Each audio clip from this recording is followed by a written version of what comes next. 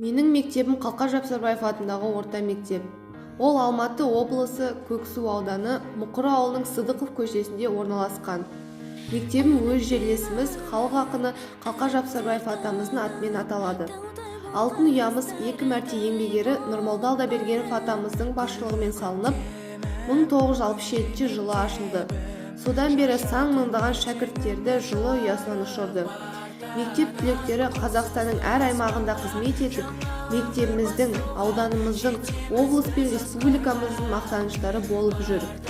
Мектебімізде Толқынбеков Рахметолла атамыз 17 жылдан астам уақыт басшылық етсе, одан кейінгі уақыттарда Алпысбаев Ғалымбек Қалиұлы, Боранбаев Қалмат Аймантайұлы, Мұратбекова Гүлнар Қабытайқызы, Көлекенов Мұрат Баянұлы, Қилыбаев Қаяс Ештайұлы сияқты ағай апайларымыз басқарып еңбек етті.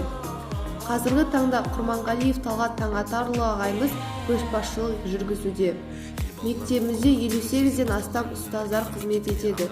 Бірнеше оқу кабинеттері, акт залы, стадион, спорт зал, кітапхана, дәрігерлік кабинет, асхана және де мақтанарлықтай Қалқа атамыз музейі жұмыс жасап тұр.